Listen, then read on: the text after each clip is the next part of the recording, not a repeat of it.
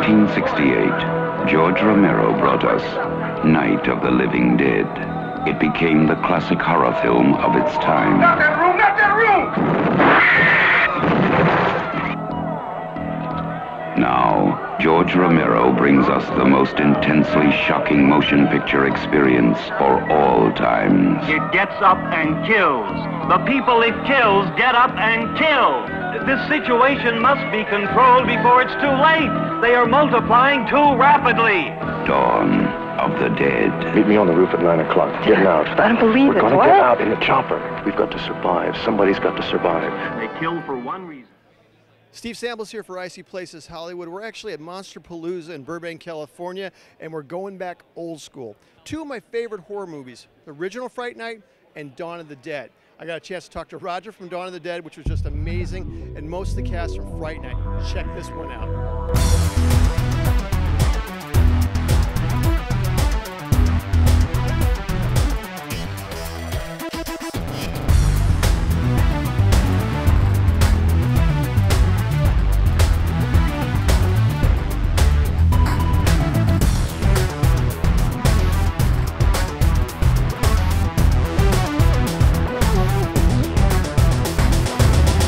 Guys, one of the best zombie movies ever made in the history of zombie movies was Dawn of the Dead.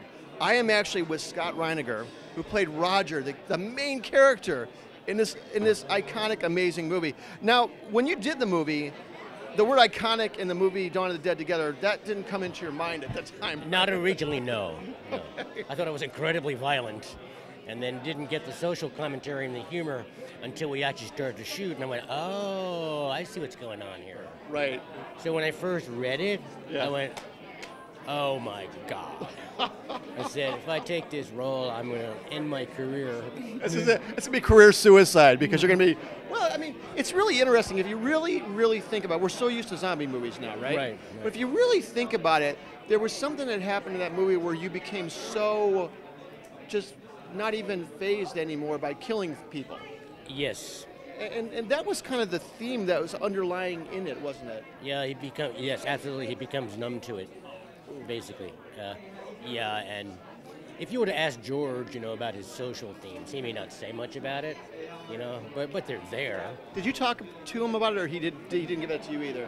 No, we talked about it, and it became obvious when we were on the set after a while, and the shooting, what was going on, and went, oh, I get what's going on here. Oh. That was interesting. Were you almost the bad guy to George?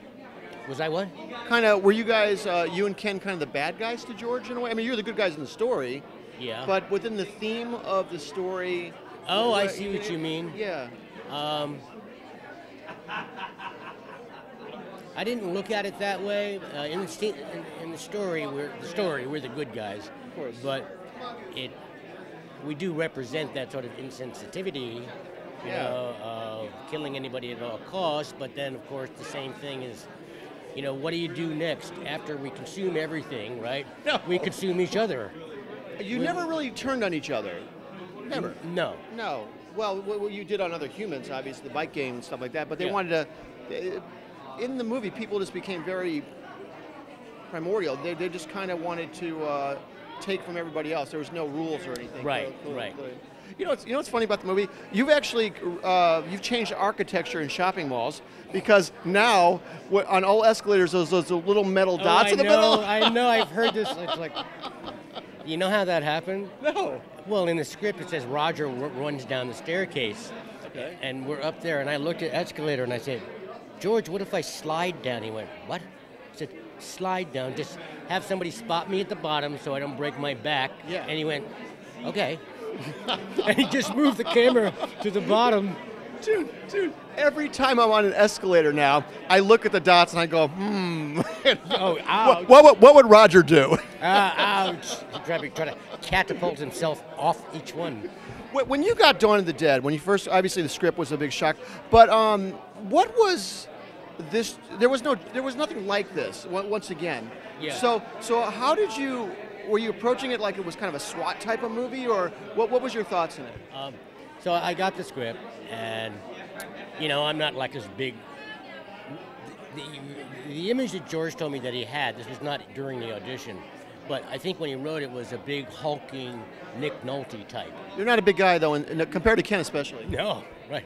So my take on it was that the only work that Roger could do, because he liked to live on the edge, he liked to live in the extreme, and that's where he feels alive.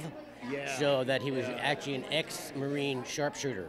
Oh. And then went into police work later on, and because to be a SWAT is basically his diet, because he needs to live, and that's part of his problem, because he loses it, and he prides himself in that he can control any situation, and when it seems that things are getting out of control, then he snaps. What happened when you're in the truck scene where he really started? That's where he really he bent a direction. Yeah.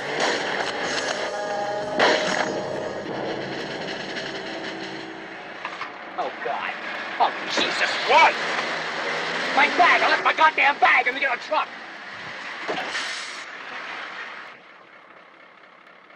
All right, Trooper. You better screw your head on. Yeah, come on. Let's go! I mean it, man! Now, you're not just playing with your life, you're playing with mine. Now, are you straight?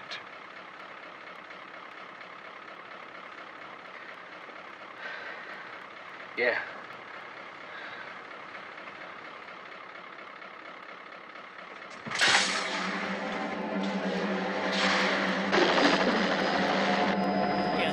His inner wires start to fray. Yeah. He starts to, the fabric of his being starts to fall apart. Yeah. He doesn't want to believe that, though. But did Ken's character snap him out of it, or no? Was he still there? Not fully, no. Okay. He just got him back in the game for that minute. Right. Okay. Yeah, but no, that was a big turning point in the film. I liked the character because the character had a really very large arc from beginning to end. Oh, clearly, especially at the end. And that, as an actor, that really attracted me. Right. But I can tell you something funny. When I first met George, because I know his then girlfriend and then subsequently his wife, Christine, because we were in the theater department together. Oh, okay. So, and she said, she called me and said, George's coming to New York to cast his new movie. And I went, oh, great. Now I was into directing by then, so I wasn't really focused. Oh, that's interesting. Okay. So you weren't even going to be acting. I was still, but my focus was shifting. Anyway, so I meet George. He's a really great guy, kind, and he kind of looks at me like, and then he said, I really like what you're doing. But there was this but of subtext. What's the but? And he said, you come on back. So I came back, I think a week later maybe. Yeah. Okay. So he looks at me again in a sort of quizzical way, and he said, I really like what you're doing. It's not what I had in mind. And I went, yeah. And he said, well, because I cast this guy that if I cast you, you're going to play opposite, and he's almost twice your size. You'd already cast Kenny. I know, but that works, doesn't it? Well, yeah. And it worked. And it came out of my mouth. You know what I said? No. I've never said this in an audition. I said, George, the audience is not going to give a shit after the first 5 minutes. And he laughed. You said that to the director of the movie. I did. Do you teach in acting classes not to say that now? Yeah, right.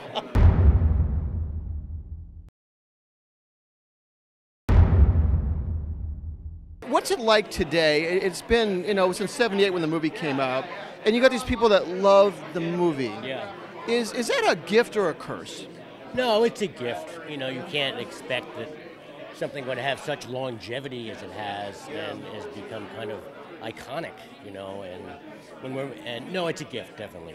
Now, when they remade Dawn of the Dead, you played a general in there or something, didn't you? A National Guard general lying to the media. It's only like 30 seconds long. Did you expect to be casted in the remake? No. Was it kind of a? Was it? I mean, what was that like? Were you kind of just like in there and out? Did it bring back anything or not? No, it was actually a good experience. I was there for a couple of days, and then met Eric Newman, the producer, right, and Zack Snyder, who was directing it. And actually, as I understand, it was Zack Snyder's first feature film. It was, yeah. Yeah, because he was doing really high-end commercials. Anyway, no, it was a good experience. They asked me to do it, and Kenny and Savini, just for the fan base. It was obvious to us why. It was a marketing thing. Yeah, sure, and I was fine with that. We were excited actually to see you in the movie, to see you guys come back in the movie. I actually liked the remake. Of all remakes that I've seen, Zach did a good job. It's a different film, but but I liked it. Well, you have running zombies. Well, I don't think you could. How can you emulate Romero's humor? If you tried to do that, you'd be like. It would seem campy if you tried to do it. Oh yeah, you'd kick yourself in the butt by doing that. Tell me about right now. I mean, you've stepped really way behind the camera now because now you've been a teacher for quite a while. Oh yeah, I run a film acting program at the American Academy of Dramatic Arts, which is a 3-year professional conservatory, and then I also direct sometimes their main stage productions. Oh really? And then occasionally I'm doing projects outside. I was directing a TV for a while, adapting plays for television and for broadcast in Europe, and then I worked at E! For quite a while. Because as a teacher, you have to really teach all the aspects and really get into the specifics of acting. Right. Does that make you as an actor a better actor? Or I think so. It would have to be, right? Oh yeah, because it keeps me tuned in all the time to what's important. Now, you've got tons of fans out there, and they want to find you. Yeah. So how would they find you and get some amazing things and stuff that... There it is right there. I have this website, which... You just happen to have a flyer handy. No, it's so funny you asked me that because this guy over here and a special effects guy decided they wanted to build a website for me. It wasn't even my idea. Really? They said, you need a website. You do need one. You know, and so they put all these things that you can go in and get signatures and cups and... That's so cool. I know, it's like cups and things like that. This is awesome. Do you know, once again, Scott, thank you so You're much welcome. for taking time with us. It was fun talking to you. Your fans are gonna love seeing you on camera. We really want to see you on camera again. Yeah. You've been teaching, it's time. No, I've been... it's funny you bring that up. Not funny, but I've been getting that message from a lot of people. Not just fans, but people that I work with. They say, why don't you go back into acting? You know, and you're older now, character actor, you know. There are roles for you, and we would love to see you out there. I want to see you try to slide down an escalator one more time with the bumps on it. Yeah, me too. I could still do it. Well, we're going to have to set that up. I'm going to look for escalator right now. Just call me and I'll show up. You got it. Thanks, brother.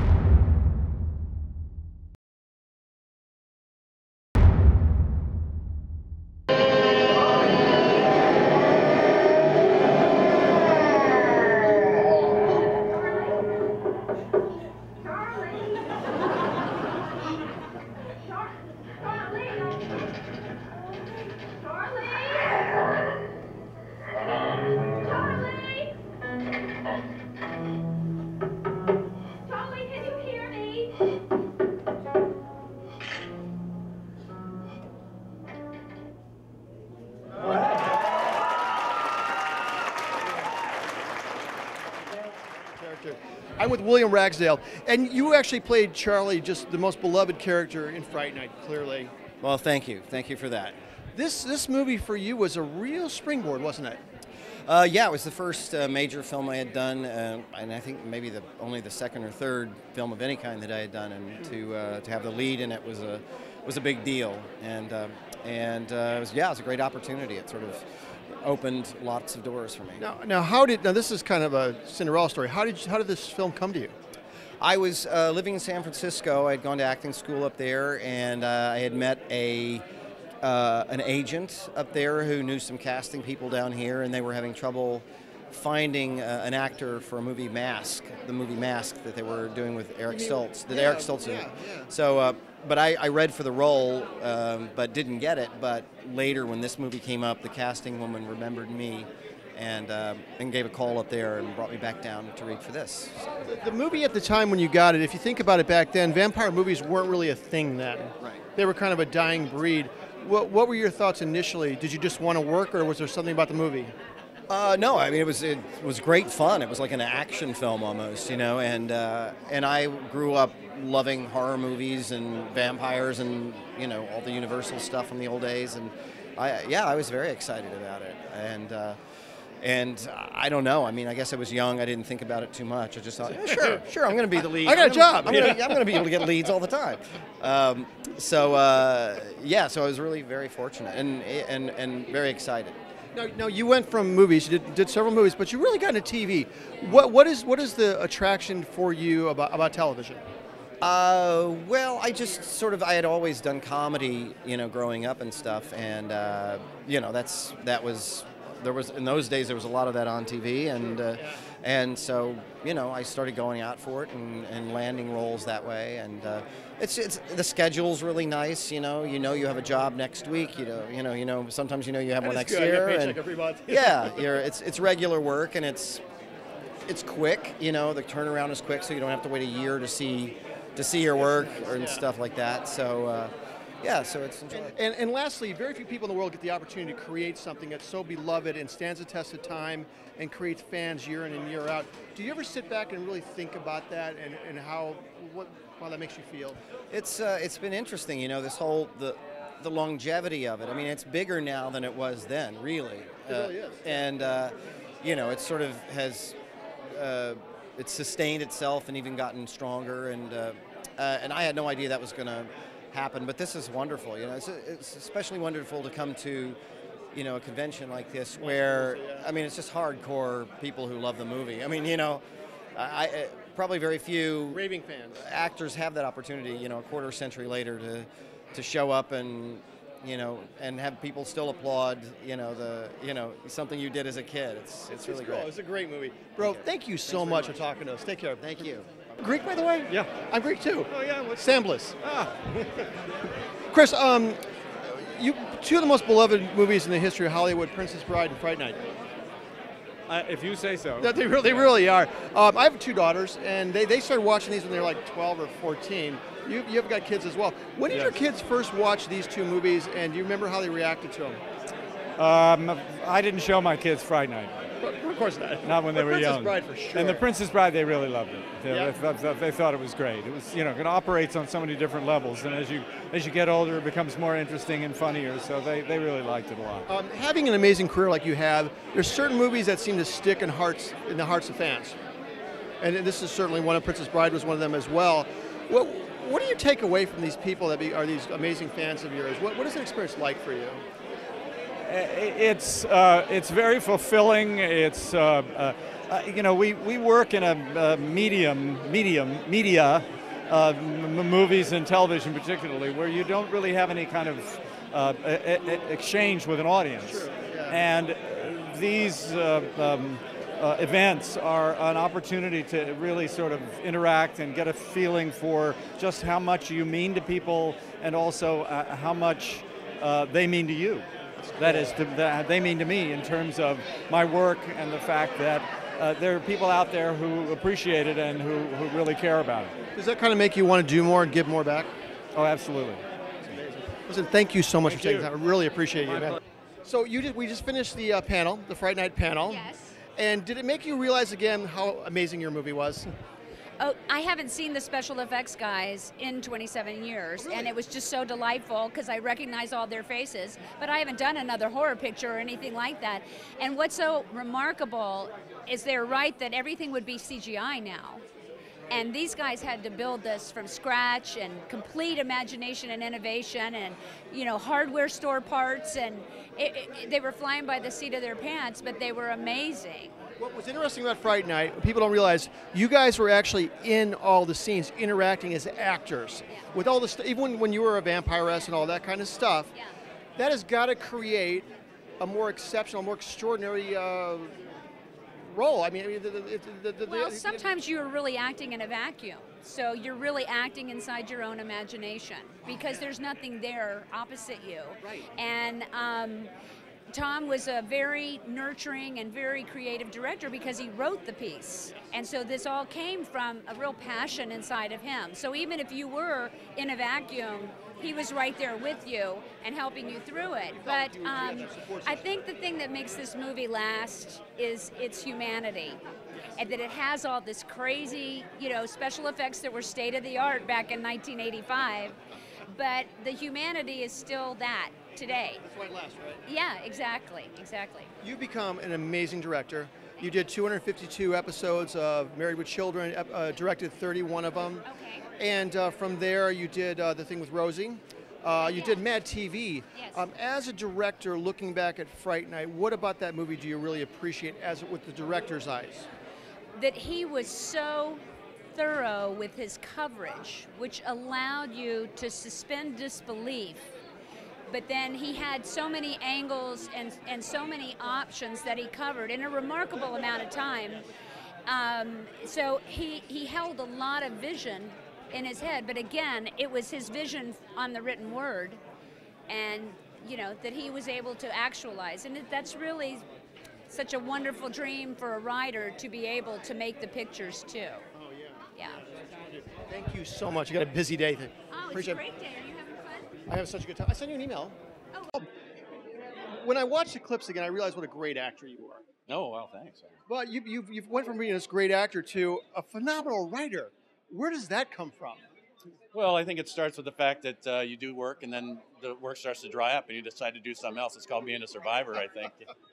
Well, you created According to Jim, right? Yes, I did. So it's kind of like I'm gonna control my own destiny. Is that right? Yeah, I mean, I started out deciding I just wanted to be an actor out of the blue, and so I figured I could probably do that with writing too. And we did 183 episodes of that, and I couldn't have been happier. You told a story up here, and I'd love you to tell it to our audience as well. This incredible melting scene. Yeah.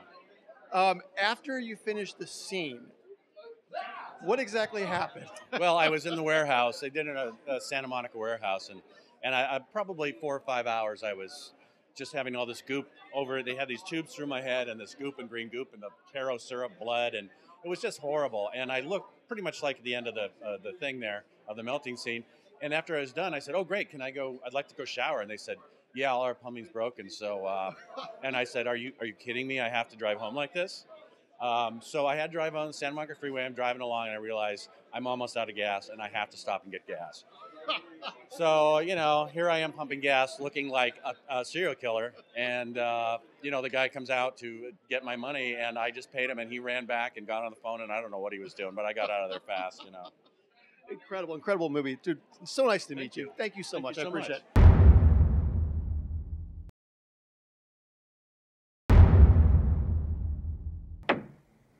Who is it?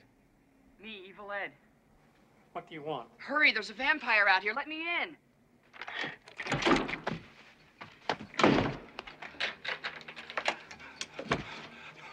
What are we going to do? What are you gonna do?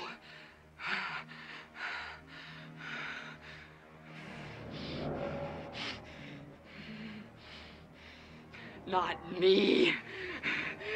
Yeah!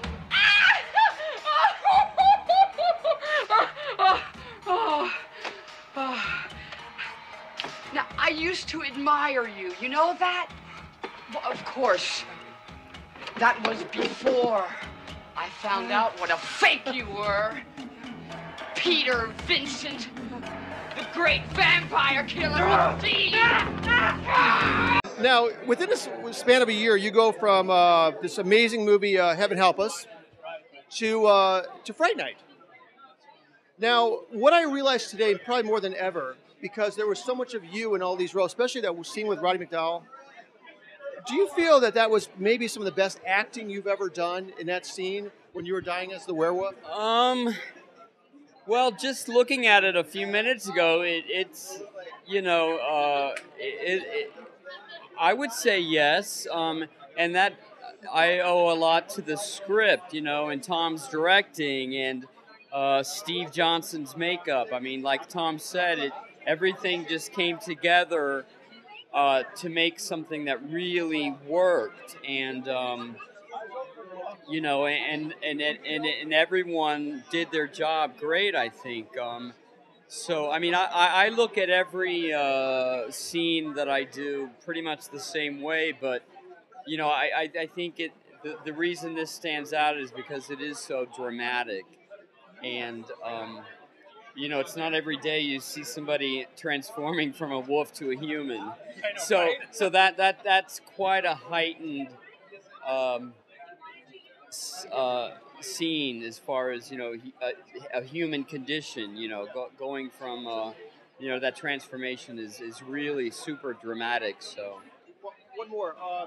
Evil seems so over the top, but at the same time, he wasn't. He was still in the picture. How did you do that? Well, I don't think any part is just one characteristic. I think every role has a lot of different facets.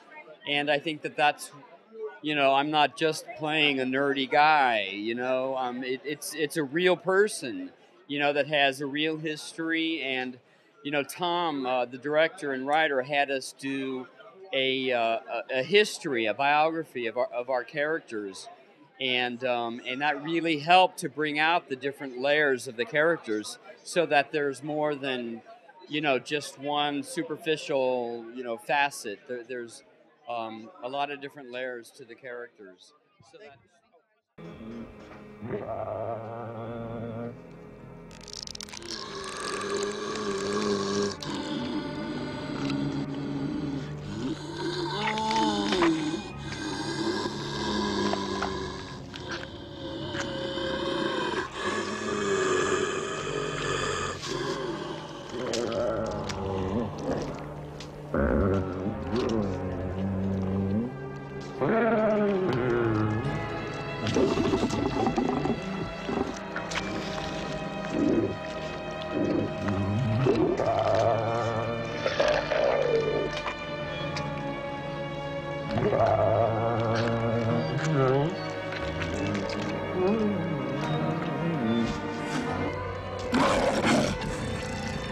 Oh.